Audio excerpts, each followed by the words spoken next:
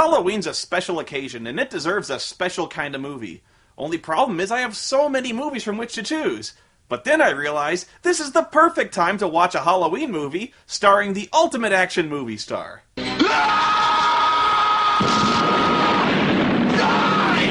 yeah, that's right. I'm talking about the greatest actor alive, Reb Brown. Reb Brown was technically in 2 Halloween movies. He appeared briefly in the Killer Snake movie, a movie destined to do poorly at the box office because nobody with any dignity would go up to a ticket booth and say, 2 for please. Just imagine the spit you'd have to squeegee off the glass. Reb plays a jock who gets killed off almost immediately. On top of Old Smoky, all covered with snow.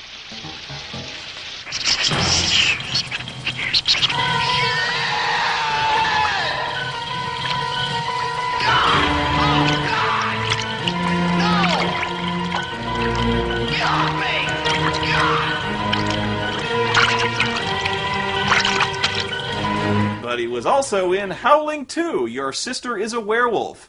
Or if you were in the UK, Howling 2, Stirba Werewolf Bitch. Yes, I'm serious. That was actually the title. But what really confuses me is why they changed it. That was a great title. Everyone in the US would have gone to see a movie called Stirba Werewolf Bitch. What idiot thought Your Sister is a Werewolf would be a better title? Probably the same person who called the Howling 3 the Marsupials. Again, I'm serious. And the most disappointing thing about that one is there were no were-kangaroos. God, what a ripoff!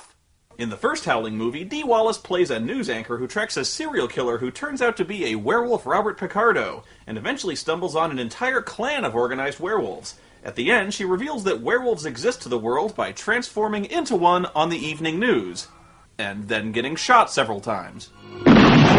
Switch, damn it, switch! The sequel picks up at her funeral, and it's not hard to spot a few glaring issues here.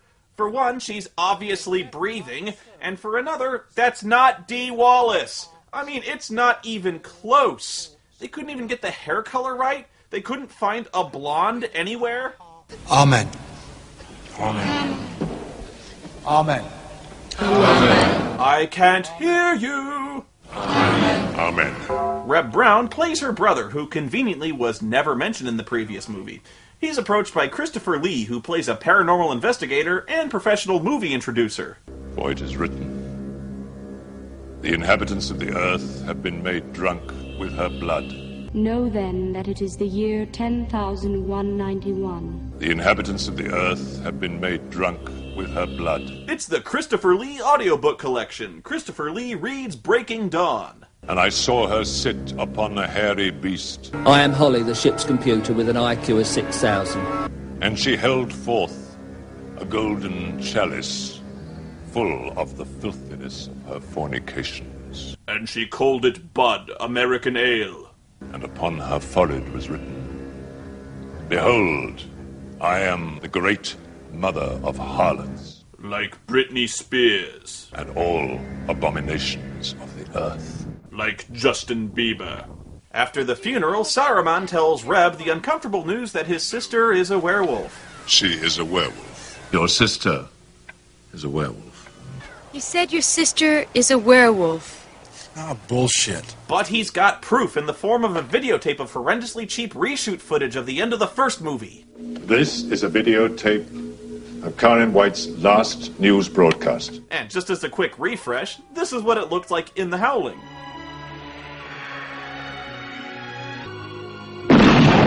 And this is what it looks like in Howling 2.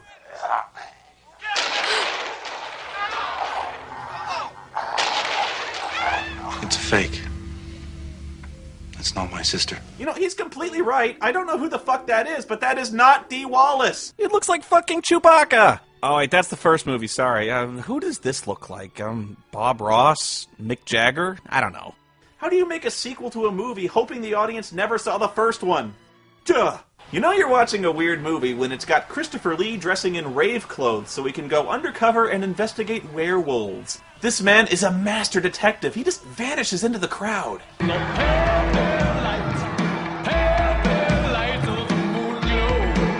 Well, I hope you like this song because it's the only good part of this movie, and you'll hear it about 5 times before it's over. But then, any band that features a guitar is automatically awesome. Although, it does kind of remind me of another song. What was it?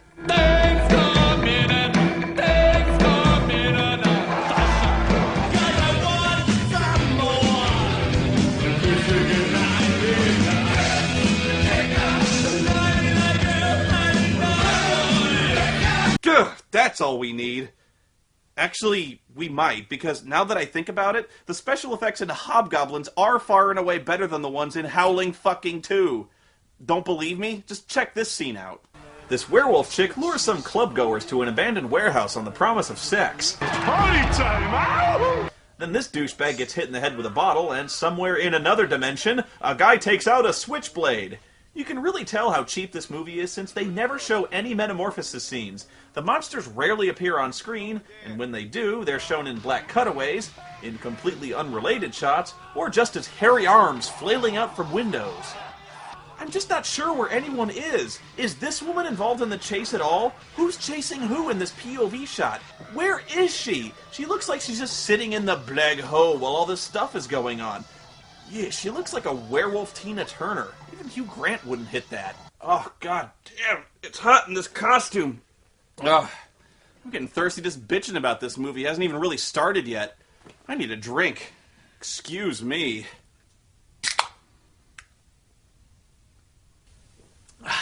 Delicious. Don't you think so, Burton? You forgot about the steak. Oh, geez, yeah, I did forget about that. He says the werewolves are going to try to steal Karen out of her grave. See, the autopsy had the silver bullets removed from her body, and as a result, she's not actually dead anymore. Oh, come on! But they're not just facing any ordinary werewolves, because these werewolves are European. Silver bullets are useless against such creatures. Quite useless. Only titanium will kill them. Oh, come on! Titanium hurts werewolves. Not silver, which used to work and still kinda does, but not against certain where the hell did this come from? Silver is a constant element of virtually every piece of werewolf lore, and I really have to ask what the hell's the point in changing it when it never really factors into the story? I mean, silver, titanium, whatever, it's a rare metal, but it's not like they ever run short of the stuff. It's not like they have to make a special trip to go get it. They've just got titanium weapons instead. And yeah, that's Christopher Lee's secret weapon, a titanium stake. What's he gonna do with that again? Drive a stake through a werewolf's heart. Isn't that vampires? Driving a stake into... That's vampires, isn't it? Is Christopher Lee trying to tell us something? Oh my god! But it isn't until later that Reb makes the connection that Lee actually intends to stake his sister to keep her from joining the other werewolves. And that sends Reb into a homicidal rage. About sticking a stake in my dead sister. I'm gonna kill this son of a bitch. I said a homicidal rage! I'm gonna kill this son of a bitch. I'm just so mad right now, I'm going crazy. Anyway, he teams up with a plucky journalist named Jenny, a character so useless and cookie-cutter as the love interest who will be kidnapped by the werewolves, she might as well just be a blow-up sex doll that makes squeaky dog chew toy noises when she walks. What's that? It's a kangaroo. The fuck do you think it is? Jeez, this is the most overgrown, nightmarish cemetery ever. Now that's the Reb we know and love, and the werewolves are in real fucking trouble too because he has the power to shift into their dimension. Ben! In here! I'm behind you! Get in! Dirty sons of bitches! Shit! When they arrive in the crypt, they find Stefan the werewolf slayer praying over Karen's coffin. He must have been a really strong guy to pull it out in the middle of the floor all by himself. Damn! Get away from my sister or I'll blow your damn head off! Listen to him, Ben! He knows what he's talking about! Not about my sister, he does it. Oh my god! So much for caring about his sister. You stay away from my sister. Can't you just let her rest? Holy shit, she's moving!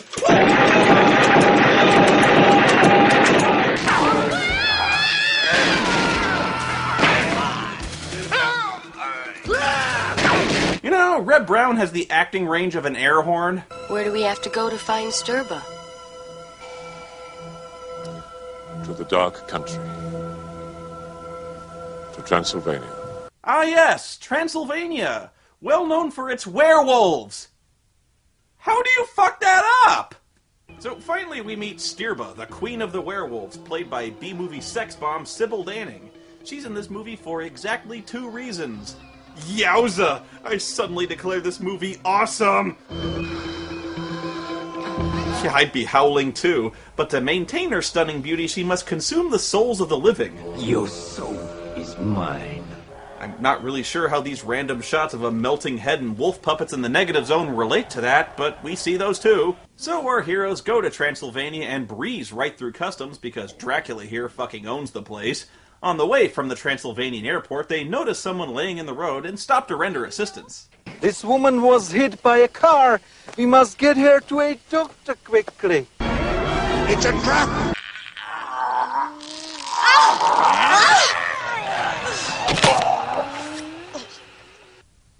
Awkward. Stefan decides he'll just walk into town through the werewolf-infested forest because I really don't know why he's being this stupid. I guess it's because we needed to empty the back seat for this to happen.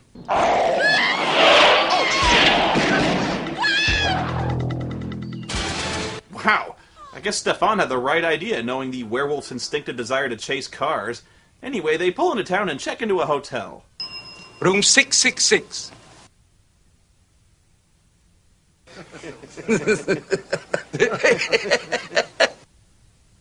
Do we even need Akbar for this one? Alright. It's a trap! So they unpack and... Is that a chain of garlic? Just in case. That's vampires!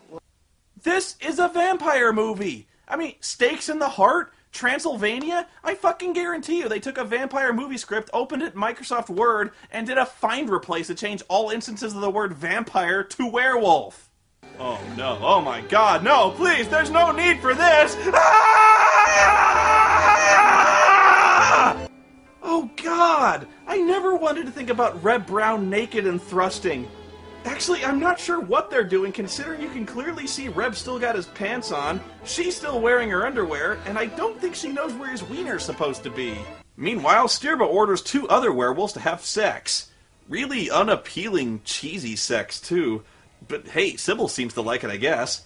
Whoa! She just let the puppies loose. Huh. I'm sorry, I was just expecting them to do it doggy style.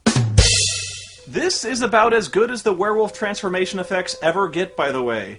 Every time there's an edit, they glue another 4 packages of crepe hair on their bodies. This is amazingly cheap, when the main attraction of every werewolf movie is the transformation scenes, and this is the best they could do? Not to mention the fact that this scene is completely pointless. The sex scene in the first Howling movie was provocative, and their transformation during the act of sex metaphorical of releasing the beast within, metaphorical of acting on their primal nature. The sex scene in this movie is metaphorical of showing Sybil Danning's jugs. Okay, so that's probably not a metaphor, but for some reason I just completely lost focus and forgot what a metaphor even is. Yeah, that did it.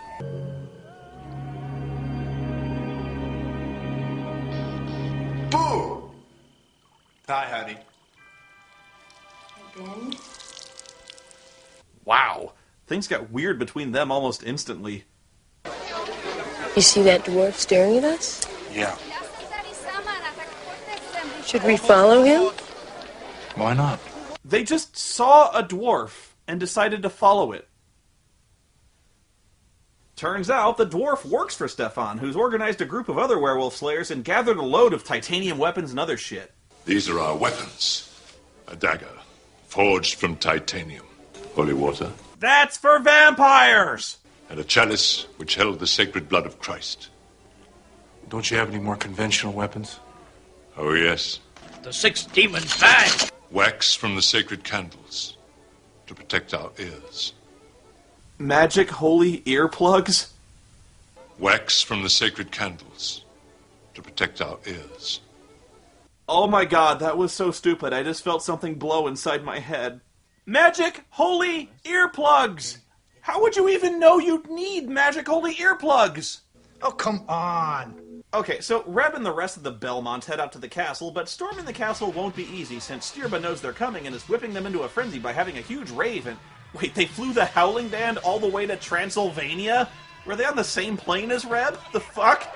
So anyway, after a shit ton of goofy transformation effects, seriously, these effects are horrendous. The werewolves head out and ambush our heroes.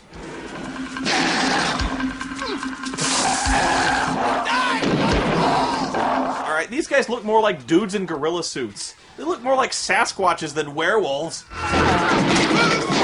Yeah, you're actually watching a movie where Reb Brown teams up with Count Dracula to fight werewolves. It's fucking awesome!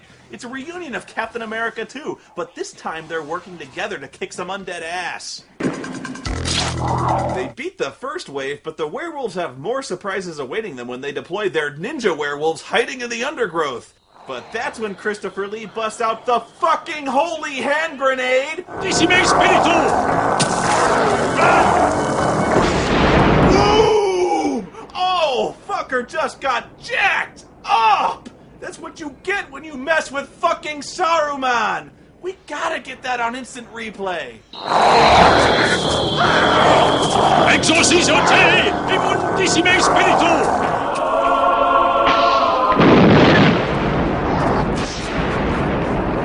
The gate to the castle is guarded by one of the knights who say me. The dwarf runs up and kicks his ass, which is a shame because if they teamed up, they could easily become Master Blaster.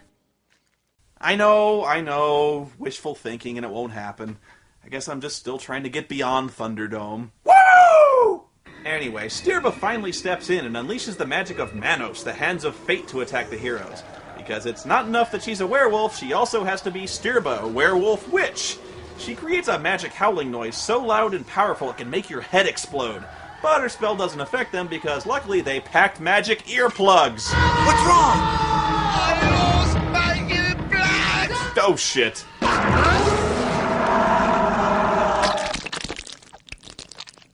Did Van Helsing have magic earplugs? No, I tell you! No! This is the real shit right here, people. You want to fight werewolves, you get yourself a titanium rod and magic fucking earplugs, because otherwise the werewolves will cast a spell that'll just blow your dwarf's eyes right out of his fucking head. This leads to a scene later on where the dwarf becomes a zombie who dresses like a girl and attacks people with a knife. So Reb has to throw a midget out a window.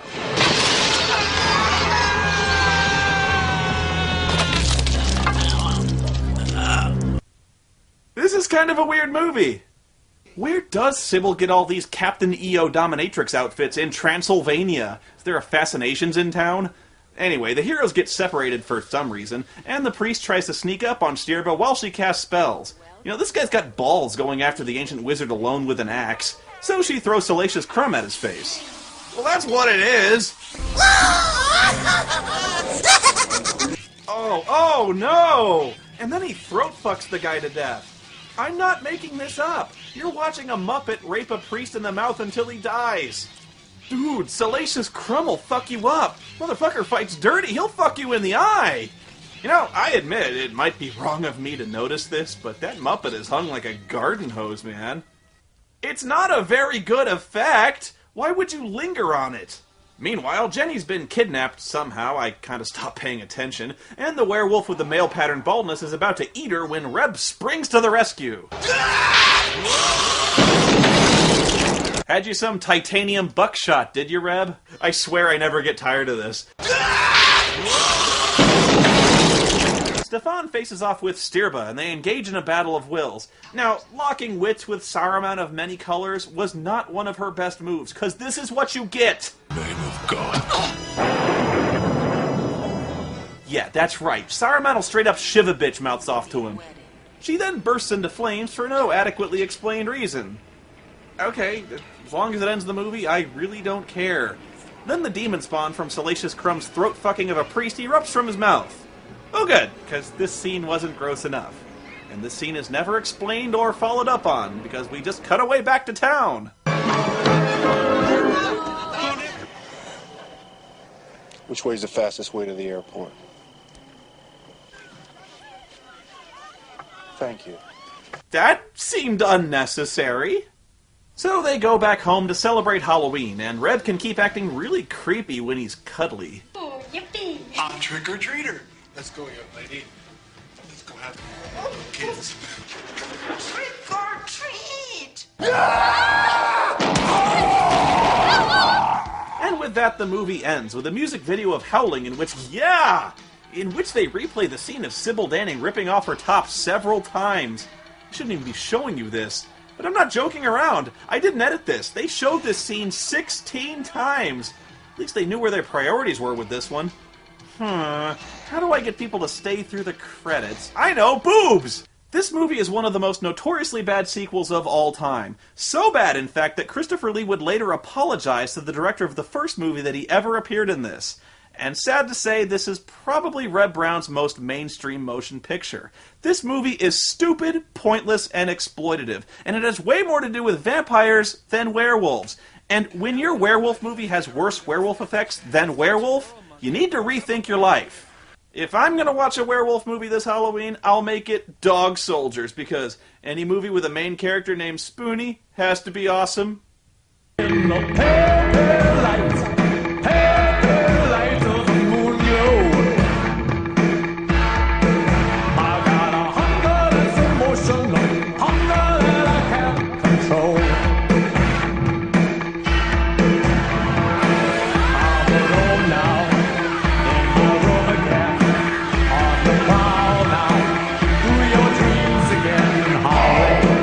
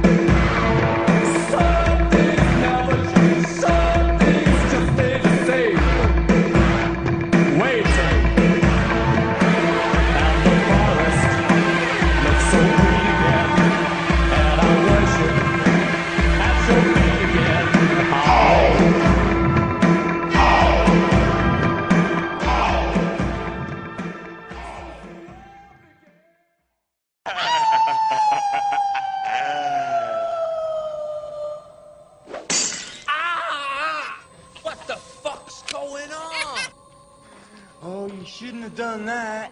You made Deacon mad. And he gets real nasty when he's mad.